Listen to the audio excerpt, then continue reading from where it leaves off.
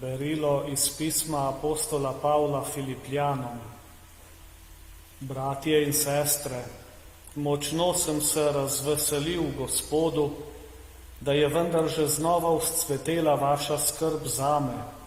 V tem ste bili tudi skrbni, pa niste imeli priložnosti. Ne govorim zaradi pomankanja, kajti naučil sem se biti zadovoljen s tem, v čemer sem. Znam živeti v skromnosti, znam živeti tudi v izobilju. Vsem in povsem sem navajen biti sit in biti lačen, biti v izobilju in trpeti pomankanje. Vse premorem v njem, ki mi daje moč. Vendar ste prav storili, ko ste mi v stiski pomogli. Veste pa tudi vi, Filipljani, da mi v začetku evangelija, ko sem odšel iz Makedonije, ni nobena cerkev dala računa o dajanju in prejemanju, razen vas edinih. Kajti celo v Solun ste mi bili zopet in zopet poslali, česar sem potreboval. Nekakor bi želel daru, marveč želim obilnega sadu vam uprit. Dobil sem vsega dovolj in sem v izobilju. V obilici imam vsega, odkar sem prejel od Epafrodita, kar ste mi poslali kot lepo dišeč von, prijetno daritev, ki je Bogu všeč. Moj Bog pa naj vas z vsem, česar vi potrebujete, napolni po svojem bogastvu v slavi v Jezusu Kristusu. Božja beseda. Bogu hvala. Blagor mu, kdor se boji Gospoda. Blagor mu, kdor se boji Gospoda. Blagor mu, kdor se boji Gospoda, kdor se njegovih zapovedi res veseli. Njegov zarod bo v deželi mogočen, rod pravičnih bo blagoslovljen. Blagor mu, kdor se boji Gospoda.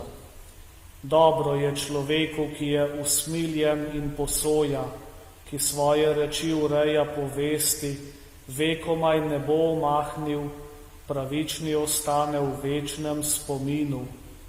Blagor mu, kdor se boji Gospoda. Njegovo srce je stanovitno, ne boji se, razdeljuje, daruje ubogim, njegova darežljivost vedno traja, njegova moč se dviga v časti. Blagor mu, kdor se boji Gospoda. Aleluja, aleluja, aleluja.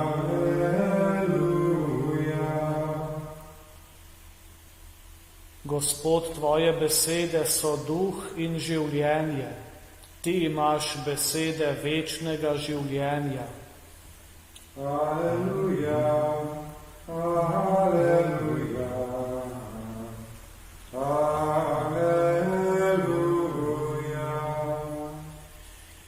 Gospod z vami. In s tvojim duhom. Iz svetega evangelija po Luku. Slava tebi, Gospod. Tisti čas je rekel Jezus svojim učencem: pridobite si prijateljev s krivičnim mamonom, da vas sprejmejo v večne šotore, ko premine. Kdor je v najmanjšem zvest, je zvest tudi v velikem. Kdor pa je v najmanjšem krivičen, je krivičen tudi v velikem. Če torej pri krivičnem mamonu niste bili zvesti, kdo vam bo zaupal resnično dobrino? In če pri tujem niste bili zvesti, kdo vam bo dal to, kar je vaše?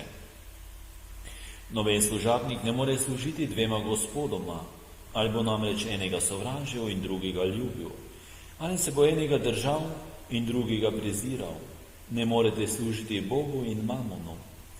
Slišali pa so vse to tudi farizeji, ki so bili denarja lakomni in so ga zasmehovali. Jezus jim je rekel: vi ste tisti, ki se delate pravične pred ljudmi, a Bog pozna vaša srca. Kajti kar je med ljudmi visoko, je gnusova pred Bogom. Kristusov evangelij. Hvala tebi, Kristus.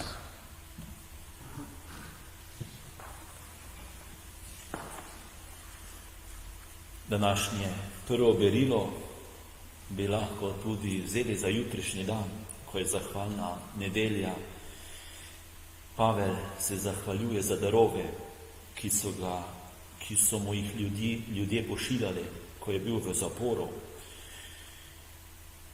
Tudi vi, dragi župljani, ste danes, včeraj, pa ne samo včeraj, pa danes tudi, čez celo leto dajete darove za maše, molitve, duhovne dobrine, darove, tudi darove v fizičnem smislu, kot je na moji desni ali pa na levi strani vaši. Jutri bomo imeli tudi mašo v ta namen. In zakaj se Pavel zahvaljuje? V bistvu Pavel se ne zahvaljuje za vse te darove, ki jih je dobil, ampak je vesel za ljudi, da se je v njih prebudila ljubezen. Vse na začetku pravi: bratje, močno sem se razveselil v Gospodu, da je vendar že znova cvetela vaša skrb zame. Torej se zahvaljuje bolj kot za darove, kajti kasneje pravi, da se je naučil biti zadovoljen v malem in velikem, torej biti sit in biti lačen, biti v obilju in biti v pomanjkanju. Vesel je pa te njihove ljubezni, njihove nagnjenosti k dobremu, da želijo, da delajo za druge, da niso ljudje sami vase zaprti, ampak tako kot Jezus vabi nas, kristjane, da se odpremo, da pozabljamo nase v pozitivnem smislu, seveda moramo imeti tudi sebe radi, ampak da vidimo tistega drugega v pomanjkanju in tudi tisto damo, kar potrebuje. Torej, če ima kdo več od tega, kar porabi, lahko daruje drugim. V Evangeliju pa smo slišali, Jezus govori, da dvema mamonoma ne moremo služiti. In pravi, kdor je v najmanjšem zvest, bo zvest tudi v velikem. Ko sem razmišljal o današnjem Evangeliju, si mi je zdelo najbolj pomembno pri vsem tem, torej biti zvest v malem, torej v tistih vsakdanjih stvarih. Bliža se konec leta, seveda še je cel mesec december, a več kot polovica meseca novembra. Ljudje radi kakšne sklepe delamo, ali pa tudi vsak dan si naredimo kakšen načrt, vsaj jaz si ga naredim, ali pa mislim, da drugi tudi, da si ga tudi delate. Pa ko načrte delamo, da recimo za kakšno vstajanje prej, seveda, če ni vezano na službo, tako morate pravi čas biti, ali pa za vse ostale stvari, da si človek ne zada preveč velikega cilja.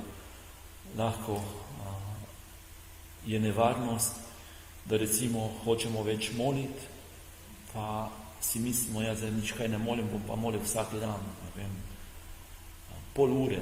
Recimo, če prej niti 5 minut nisem molil, niti ne pametno, ne vem, kako velike stvari delati, ker ne vem, če se bomo držali moče par dni, lahko se tudi več dni držimo, ampak moja praksa je, da boljše biti zvez v malem, da z majhnimi koraki stopati, pa biti zvez v majhnem, ne vem, pa se vzamemo 5 minut ali pa 10 minut molitve, pa smo tem zvesti vsaki dan, ali pa, ne vem, vsaj enoče naš, pa eno zdravo Marijo, v en namen zmolimo, ampak da se damo za vsaki dan in potem počasi lahko povečujemo stvari. Tudi dobro začeti že, ko smo mlajši, mladi otroci, da se že tam potem vzgaja otroka, da se čim prej bolj navadi.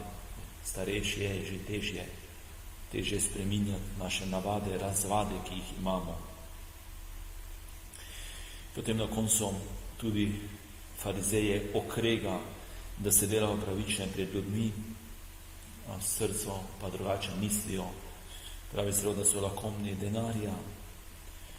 Tako da nam je lahko te besede nas lahko opozarjajo, da tudi naši notranji nameni, naše misli naj bodo dobronamerne, tudi če včasih kaj slabega pride ali pa kakšna slaba misel, ni konec sveta, ampak da se vseeno potem borimo proti temu, da pozitivno pogledamo, pa tudi zmoče s kakšnim nasmehom časih, ko si kakšen načrt naredimo, pa ga ne uspemo uresničiti ali pa. Jaz sigurno, ne vem, si dam 10 stvari, pa vem, če včasih 3 stvari uresničim, tiste, kar sem si zadal, pa vsaj nekaj, da se vsaj nekaj uresniči.